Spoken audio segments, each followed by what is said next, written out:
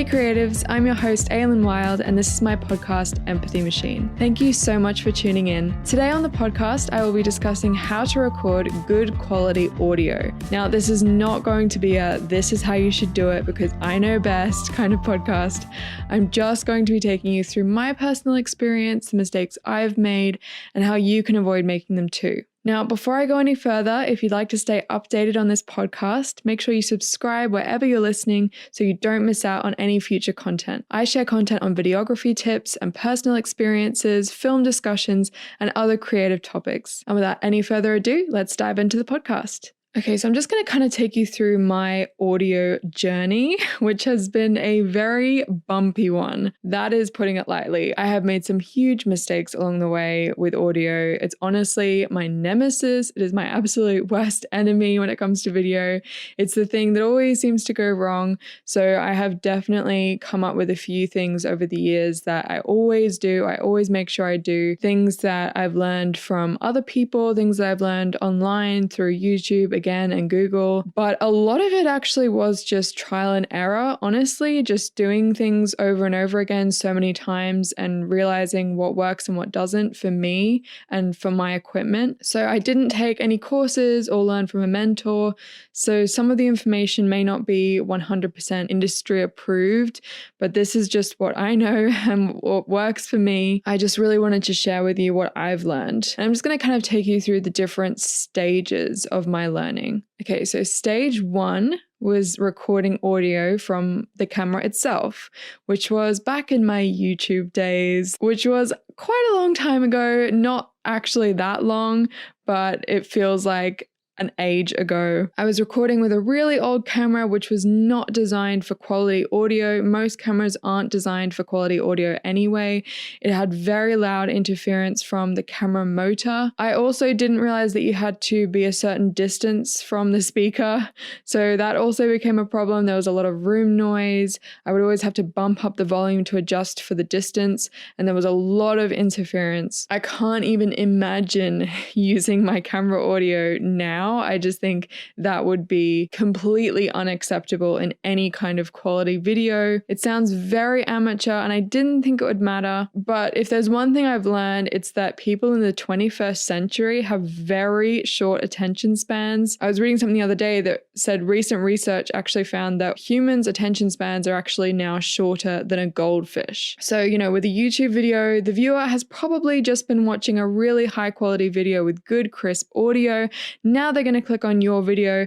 It looks good, but it sounds terrible. And they will 9 times out of 10 click away from your video unless the video is engaging for another reason, like it's a funny dog video or a home video. Unless there's some other reason for people to stay, most people won't stay to find out. You could have the most amazing content in the world, but if it sounds terrible, no one is going to want to stay to find out. The quality of your audio affects your video's credibility more than you think. In my opinion, you can even have an average quality visual, but with excellent audio, it's much more likely to look professional. So that was stage one in my journey. Stage two, I got a Blue Yeti microphone. My dad gave it to me for Christmas or for my birthday. I can't quite remember.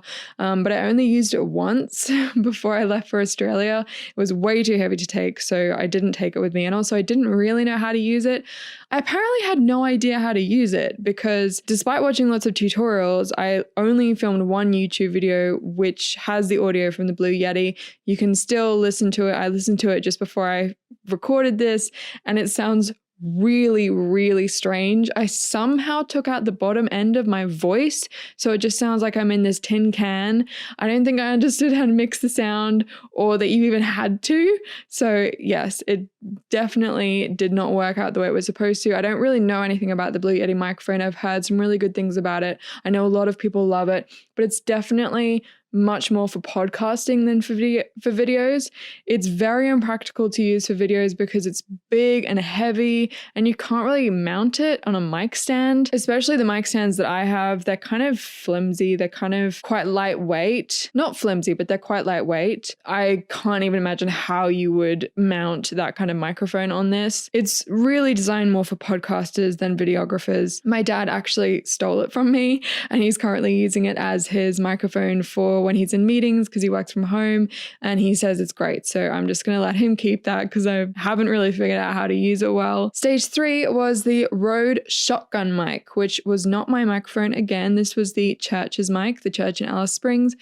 This one was great for video as it doesn't pick up much background noise. It's very directional and it can be easily mounted on a stand. It's really lightweight. I plugged this straight into the camera and I did very little editing. So mostly it was just noise reduction. The problem with plugging it straight into the camera, again, is that you get a lot of interference from the camera motor. When I look back on those videos and that audio, I just can't believe I didn't see the problem with it. There was so much interference and it's really hard to get rid of. I spent some very stressful hours reducing the noise. I didn't have the mic close enough. So again, there was lots of room noise. There was the camera motor. I remember I also used to cut the video first and then I edited the audio, which was a huge mistake. Let me tell you, that was a mistake. There was a lot of weird effects to that. I used adaptive noise reduction in Premiere Pro, which I don't actually think they have anymore. If they do, I would recommend that you don't use it because basically what happens, especially if you cut the audio first, is it sounded ridiculous because every time it cut, which was every few seconds, there would be a loud noise, which was the background noise, and then it would suddenly drop off. So there wasn't the background noise there anymore. So it would be loud, quiet, loud, quiet, loud, quiet every time it cut. And I couldn't figure out how to stop that from happening. So either I would have a video that had really loud room noise, really loud camera motor noise, and it didn't do that weird cutting out thing, or I had a video that sounded absolutely ridiculous. I think I ended up doing that, and I can't believe I actually let that go up on the screens at church and all of those people saw it because now I'm absolutely mortified by that. Stage 4, I figured out how to use adaptive noise reduction. I literally remember one night I was thinking about it and how in the world was I going to fix this? This is so ridiculous. It can't be that that's just the way it is because no other video I've ever heard sounds like that. They don't have a sudden noise and then it drop off.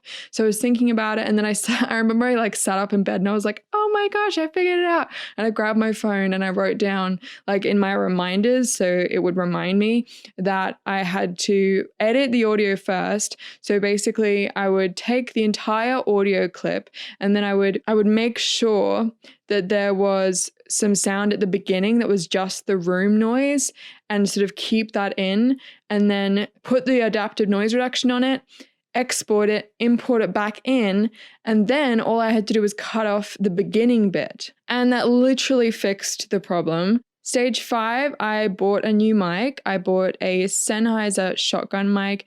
It's very good quality, much better sound. I also began to move the mic a lot closer to the subject, which helped a lot. I remember at one point I was mounting the mic on top of the camera and then putting the camera really far back because I wanted the nice, effect of, the bokeh effect. And I was using a 50mm lens, so I had to have it quite far back. And it was just way, way, way too far away. So I realized that the closer the microphone was to the subject, the better the sound and the less room noise I'd have to cut out. And that was honestly probably one of the biggest realizations I had in this whole audio journey was to put the microphone as close as possible to the person speaking, which sounds obvious, but honestly, so many people don't do that. And it's so much stress later on in editing, trying to fix this audio. And most of the time you can't fix it or it sounds ridiculous because they sound like an alien because the background noise is so loud that the software that's trying to take it out doesn't really know what to take out. So it's kind of taking out parts of the voice, parts of the background noise. It's still got some of the background noise. The voice now sounds like an alien, not very clear. So now I put the microphone as close as I possibly can to the person speaking without you actually seeing the microphone in the shot. Stage 6 was when I started using a Tascam recorder, which is actually my current setup right now. I am recording into the Tascam rather than recording into the camera. There is so much less noise. You don't get the camera motor noise. It's so much easier to clean up. It also records in a WAV format rather than an MP3, so it doesn't compress the audio, because what an MP3 does is the audio is already compressed, so you don't have as much control over what you can do with it later in the edit. If you really do need to take something out, it's a lot harder to do that with an MP3 than with a WAV format. I also started using noise reduction, which wasn't actually available when I started using Premiere. They've only just brought in this feature. So rather than adaptive noise reduction, it kind of reduces the noise from the very beginning. So there's not this adaptive thing where it's like loud noise and then suddenly there isn't noise. I honestly don't see the point of that at all. I don't know when you would ever need to use that. I don't know if the software just got better, so they figured out a way that they wouldn't have to do that, but it's definitely a lot easier because you don't have to export and then re-import. I actually still do that though, because I just feel like maybe it's like in my head, but I still feel like the program has less processing to do when it's already reduced the noise, and it doesn't have to work out doing it for every new clip when it's being cut. I also started using the equalizer. So I put a high pass filter on. Generally, you don't need the low sounds. So anything, I think what Premiere does is anything below 100 hertz, it kind of filters off, like it gradually filters out. So you don't get that low rumble, and that actually does clean it up a lot. It sounds a lot better. It's a really subtle change, but it does make a huge difference in making people sound just a lot clearer. There's not this muddy feeling to it. It just sounds crisper. Stage 7, I started compressing my audio. So I had this problem at church because obviously my videos were going up on this big screen. A lot of people were seeing them. There was a lot of older people in the audience, and I would have music in the background. I would have people speaking, different people's voices, and I was struggling to hear what they were saying. So I knew the people in the congregation would be struggling. And I did have a couple of people not complain, but they just said to me, I can't really hear what this person's saying. Can you turn their voice up, or can you turn the music down? And I knew that wasn't the issue because I would make sure that all of their voices were sitting in the same volume range. So that wasn't the issue. It wasn't anything to do with how loud or how quietly they were speaking, because I had control of that in the software when I was editing it. So I couldn't really understand why this was happening. With some people, their voices were just a lot easier to hear.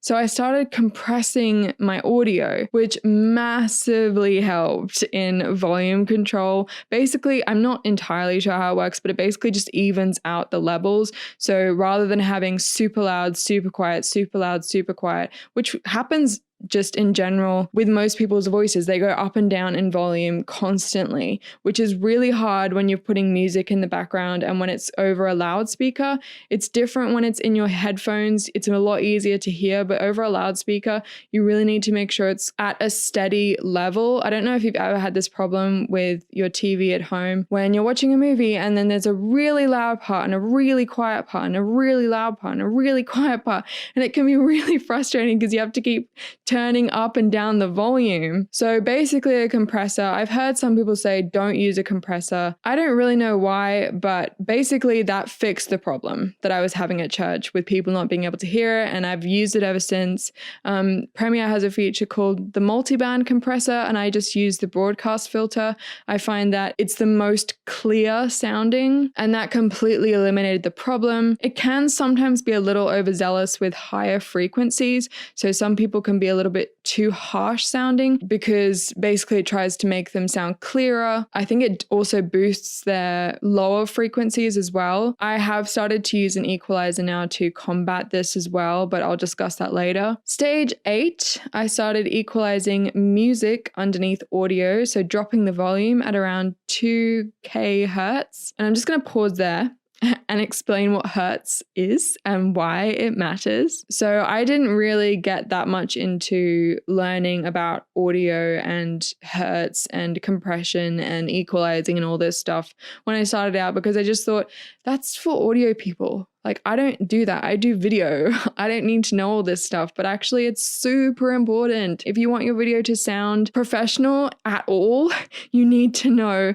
the basics. So I'm just going to quickly go over what hertz is. So it's very important to understand different frequencies when you're recording audio because microphones are not perfect, even really good ones, and they may not sound very clear, especially if you are doing what I did and you have to mix for a loudspeaker, and then you have to mix for someone's headphones, and you have to mix for a computer speaker. There's so many different variations of where someone's going to hear your video, and it can sound wildly different in different mediums. So most male voices are centered around 80 to 180 hertz, and most female voices are centered around 160 to 260 hertz. So like I said before, the low pass filter on Premiere is a gradual filter for everything below 100 hertz. So you may have to adjust it for some male voices, but in general, it works great. I've never had a problem with it.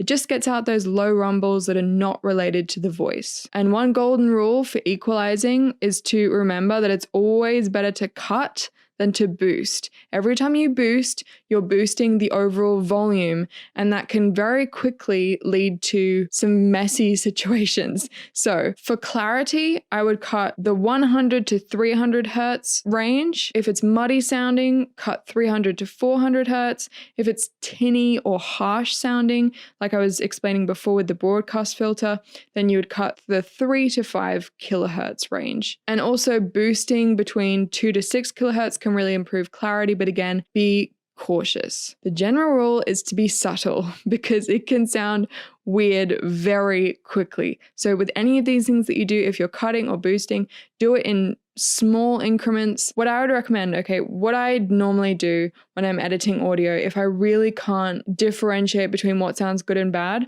I will have some other videos in the background that I know are mixed well. So for example, Netflix, any reality TV show or any TV show on Netflix that has an interview in it, if you're cutting an interview, they have sound people, they have audio people that will mix this properly. So that's the kind of basis that I would go on. So if you listen to that and then you listen to yours, you can very quickly hear what's wrong with it. You can very quickly hear if it sounds weird, or if there's loads of background noise, or if it's very tinny sounding, or if it's very bassy or whatever.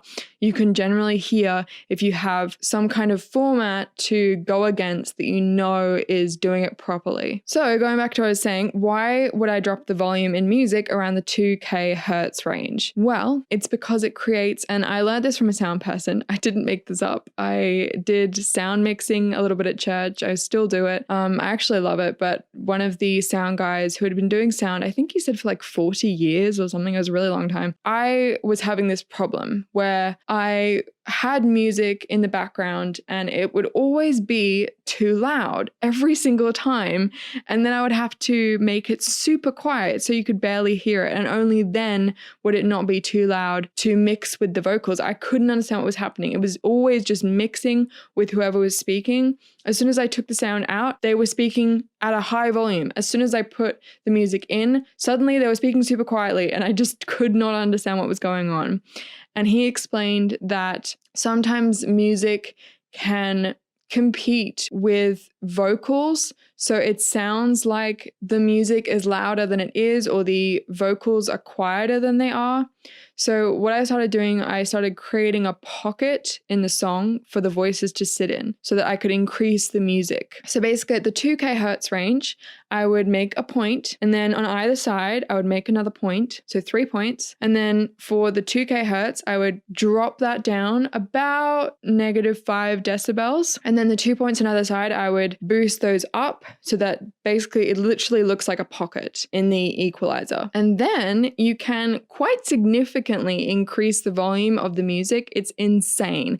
It doesn't sound that different when you hear the song before and after. It doesn't sound that different, but suddenly the voices are a lot clearer and you can boost the music so they can kind of sit together in the same kind of range, which was always what I was going for. I really hate videos that have really quiet music. I don't know why, it's like a pet peeve for me. So I would hate to put out videos that had super quiet music because I just thought it sounded really annoying and like what was the point of that? And like I wanted them to be kind of cinematic, and cinematic things, films generally have pretty loud music going on with the vocals. So that's how I solved that problem. And that's kind of been my stages. So my current system is to, number one, pick a quiet environment with no traffic, no fans, no birds, no air conditioners, no fridges, no ticking clocks, if possible. Obviously, a lot of the time it's not possible, but if possible, pick a quiet environment. Use a windsock if you're outside. Trying to clean up traffic or machine noises or birds or whatever later is really hard. Sometimes it's easier than others, but you don't know until you go to edit it, unless you have a recorder where you can listen to the audio at the same time. But generally, you're not going to know until you're actually in the editing suite and you realize that there's a super loud bird in the background that is completely messing with everything and the vibe of the whole video. So that's number one.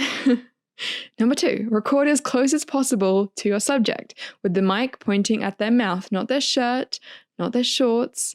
Remember, if you're using a directional microphone, you want to point it at their mouth, which sounds really obvious, but sometimes I wouldn't do that and they would sound a little bit muffled. So make sure you do that, and make sure they don't bump it as well while they're speaking. This is really hard with children. I've filmed with children quite a few times over the years at church for like Father's Day videos, Mother's Day videos. Children love to touch the microphone, especially when it has a windsock on it for some reason. They just find it fascinating and they stroke it and touch it and poke it and punch it. So just try and make sure that they don't touch the microphone. Even just an adult gesticulating with their hands, they can bump it quite easily. Whenever they bump it, there is going to be a loud noise that you can't get out later. So if they bump it accidentally, you're going to have to record it again or just not use it because there's going to be a loud noise suddenly when they hit it. So set it close enough that it's as close as possible, not too close that they're going to hit it every 2 seconds or that you can see it in the frame, but as close as you can possibly get it. I then set the recorder to record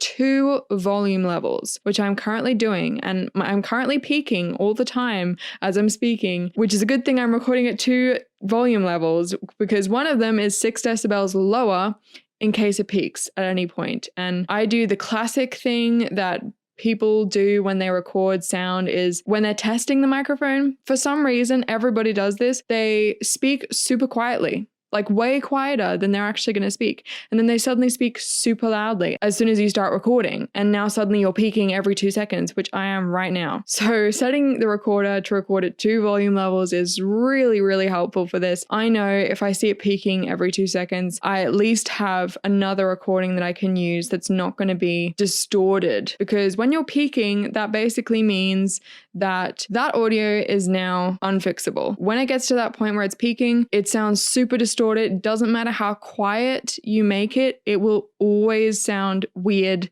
and distorted, and there's going to be like an old radio noise. I don't really know how to describe it, but basically it's bad. You don't want to peak. So I set the volume as loud as possible, and then I turn it down a few notches. I get them to speak normally, and then I get them to speak loudly because they'll usually, like I said, speak louder when you start recording, which is super annoying. But anyway, everybody does it, including me. But you do want it as loud as you can without peaking, because otherwise when you're boosting it in post, you will get lots of noise, because as you're increasing the vocals, you're also increasing the background noise. Another thing, like I mentioned, is that I always keep an eye on the peaking indicator because it's impossible to fix in post. So if it is literally peaking every 2 seconds, you may just want to start again and say, I'm so sorry, you're speaking a little bit louder. I'm going to have to turn it down. Or you're just going to have to ask them, can you please speak a little bit quieter, whichever you prefer. I then So once I've recorded the audio, in Premiere, I don't really bother with Audition for film.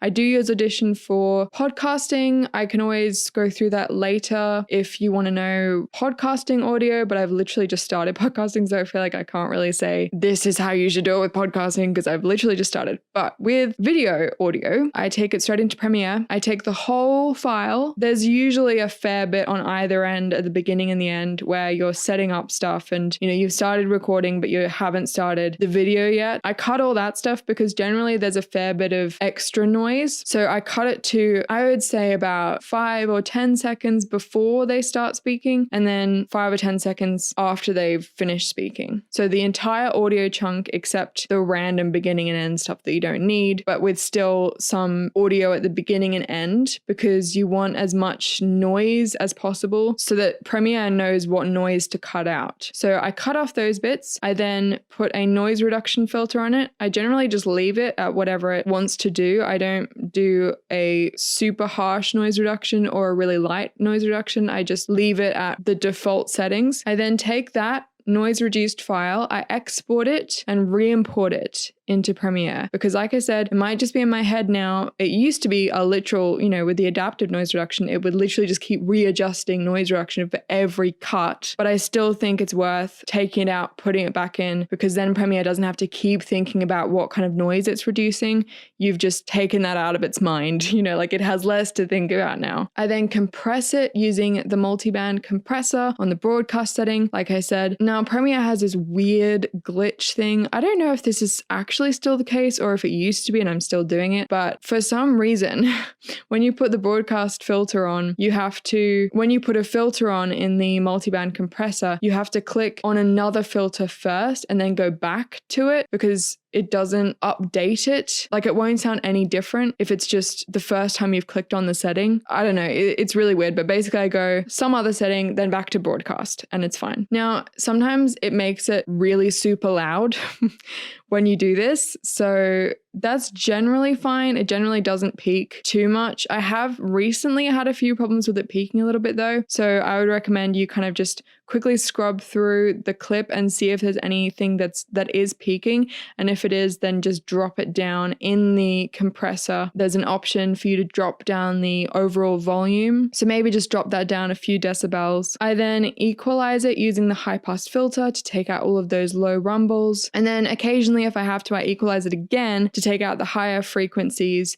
those harsh higher frequencies that sometimes the broadcast setting can overdo. Once I've done all of that, I normalize all the volume peaks to 0 decibels. This means that it's as loud as it can possibly be without peaking. And generally I do this because I want all of my videos to be the same volume, which sounds weird, like why would you want to do that? But I think most people do this because it's kind of like an industry standard. I don't know if it's industry outside of YouTube, but I think that's generally what YouTube does is they put everything to 0 decibels and that's what I've always done. So all of my videos should be the same volume, which means you click on one, you listen to it, you can click straight on another one and you don't have to suddenly turn it down because it's really loud or suddenly turn it up because it's really quiet. It should all be the same. I just do that so everything's the same volume. Then once I've done all of that, I now sync it with the video. Now you can do what some people do, which is they clap in the video and they sync up that clap when they've physically put their hands together in the video and the sound of the clap in the audio. I don't really bother with that because I feel like that doesn't help me a lot. I usually just find a bit in the video where they're saying a certain phrase and then I look for that same phrase in the audio and then I line up the waveforms of the video because you'll still have the audio from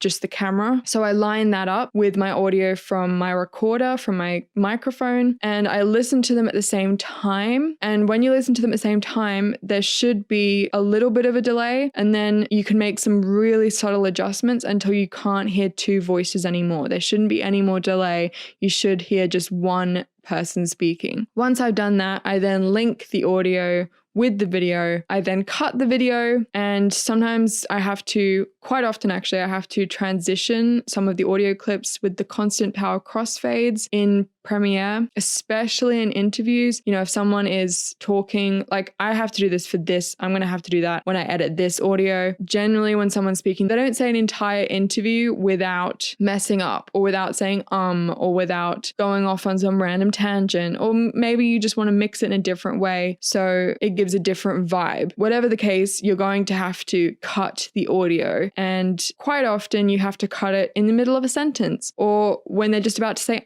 or something like that. So you have this sudden jump in the audio and you can hear it. You can hear this jump from them saying one thing to them saying something completely different, which is why I use the crossfades, because basically you get rid of that jump. So it just sounds like they've gone naturally from one thought to another. And then finally, I go back through my audio and I bump up the volume where it's needed and I normalize it to 0 decibels again.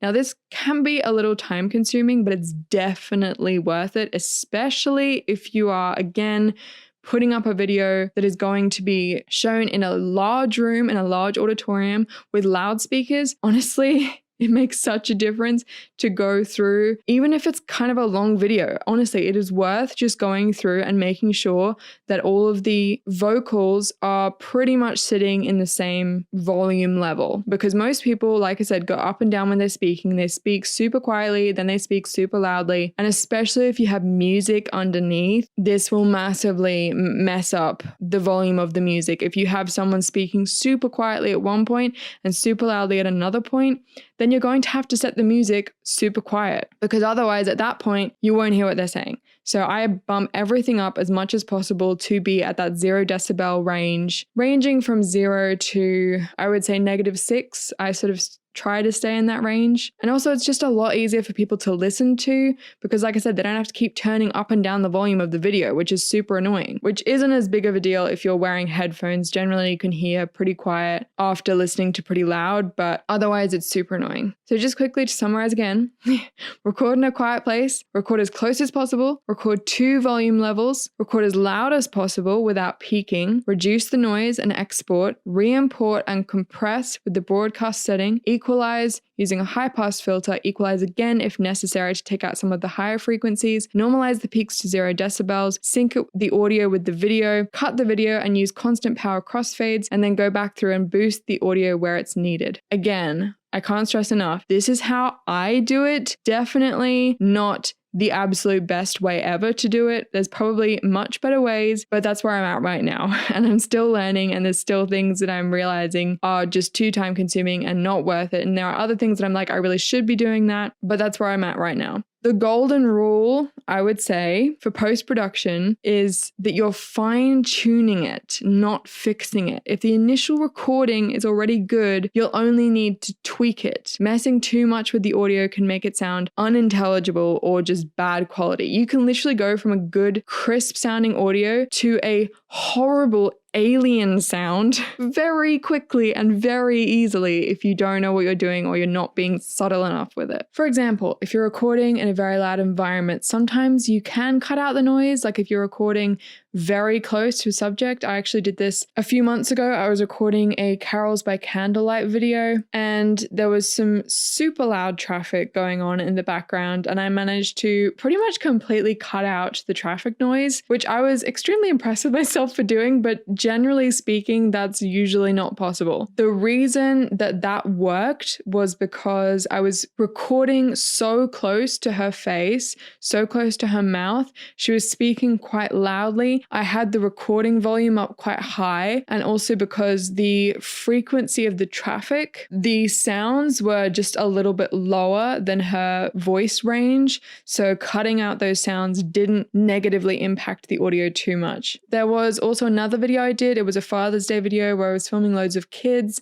I had to film them in a room that was directly behind the stage at church, and it was a long worship set that they did. And I had to film throughout the entirety of that worship set, and I just remember the sound was absolutely insane. It was just this huge booming bass noise, but actually I was able to cut a lot of that out just because of the frequency, because it was so bassy and so much lower, especially than kids' voices. I managed to cut it out mostly. But other times that's not possible. For example, I did a video just a few weeks ago in an ice cream parlor. The frequencies of the machines in that room it was so loud in there, and the frequencies were just too close to the human voices. Also, the volume that we were recording at just wasn't loud enough, so we had to bump up the volume and therefore also the background noise. And I realized that the machines were in the same frequency as the vocals, because when I was trying to remove the noise in Audition, which I tend to do if I really, really have to, but sometimes it's just too much. You have to do it in Audition and not in Premiere. I'm not entirely sure if it's super different technology. I wouldn't imagine so, but generally Audition does a really good job if you're absolutely desperate to get rid of noise. But this time it did not work.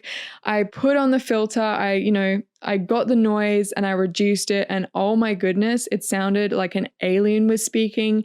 It was completely unintelligible. You could not understand what he was saying. So I ended up having to leave in quite a big chunk of that noise, which basically just made the video look less professional. It still was good quality audio, but because of that loud noise in the background, it looked like someone who didn't understand audio had recorded it, which was not the case, but it just makes it less professional. So like I said, I'm just getting started in the podcast world, but I may do future podcasts on recording audio for podcasting as well. Let me know if you do want to hear about that. If this audio sounds good to you or not, let me know. I would definitely do a video in the future once I've done a few more podcasts and I can work through some of the things, because there's definitely still some things with podcasting that I'm figuring out. For example, the first couple of podcasts I did, which this is only the third podcast. So every podcast so far I've edited, I've had this issue where I've basically been way too aggressive with cutting absolutely every single space in between sentences. And it just sounds like I'm running a marathon with my speech. And by the end of listening to it, I'm like, I'm exhausted right now because it sounds like I didn't take a break, which I take a lot of breaks during this. And if I didn't take them out, it would sound completely ridiculous because my breaks are super long. Like seriously, it sounds insane if you listen to the actual recording without it being edited. But I think I have been a little bit too aggressive with just cutting so close together. I think there's definitely something to be said for pacing your audio. That's a huge thing I learned as well. I didn't really know anything about this, but when I first started recording videos, especially interviews and testimony videos, I would literally put all of the audio together in one big chunk with absolutely no breaks. And that would be the entire video. It would be just non-stop somebody talking, which no one really told me not to do that. And I didn't even think that there would be a different way. But I started to realize, and I actually got some really good advice from a videographer who said that the pacing was off in my videos and it sounded like the person speaking was running a marathon. There was absolutely no room to breathe. And I was kind of surprised by that response. I didn't really ever think about it. But now when I look back at those videos, I completely understand what he was saying. They are so hard to sit through because even though they're only, 5 minutes long, it's just like the person speaking is running a marathon. It is absolutely exhausting to watch, and you don't have time to react to what they're saying because by the time they've said something, they're on to the next sentence. And by the time you've processed that, they're already miles ahead of you and you're having to catch up on what they've just said. So it's really, really hard to watch videos like that. So I guess that's another tip, which I literally just thought of. This isn't even on my list, but this is another tip, is pace your audio. Make sure that there is enough breathing room so that when someone watches your video, they are not exhausted by the end of it. Now, it can be so tempting to be really aggressive with cutting and just edit out every single pause, every single and and every tangent. But please, please resist the urge to cut out absolutely everything. What I started to do, I started to watch other people's edits that I thought were really good. I would watch other people's edits of interviews, testimony videos, even just, like I said, Things like Netflix reality shows, they're a little bit different though, because they do tend to have a much faster pacing speed. But in general, if you want a certain kind of vibe, which most of the time you want the person watching to have enough time when someone says something, especially if it's something really important or really valuable. You want the person watching to have enough time to reflect on what they've just said and to meditate on it before you keep going with the interview or before you keep going with the story. And literally all you have to do is leave a couple of seconds rest, or even 1 second. Just don't do what I did and have videos that had absolutely no breathing room whatsoever. I can't even tell you the difference in quality of my videos when I started pacing the audio properly. That, my friends, is what B-roll is for. B-roll allows you to pace your audio. Without B-roll, the person is literally just going to be sitting there staring at the camera, pausing, which is fine actually in some situations, but most of the time you can use B-roll to allow the video to breathe. And I know especially when you're doing videos for churches or just for any kind of organization or company that needs the video to be a certain length, if you have a time limit, like it has to be under a minute or it has to be under 5 minutes, it can be really tempting to take out absolutely every pause and fill every space with audio. But I'm telling you, it is not worth it to just save a few more seconds if you don't have room to breathe when you're watching the video. Find something else to cut out. Don't cut out all of your pauses and all of your spaces and room for your video to breathe. And this is not me speaking. Remember, this is a professional videographer who has been doing it for years. Most of this video has just been my tips and the things that I've learned, but this one was from a professional and I 100% agree. And I have a personal testimony of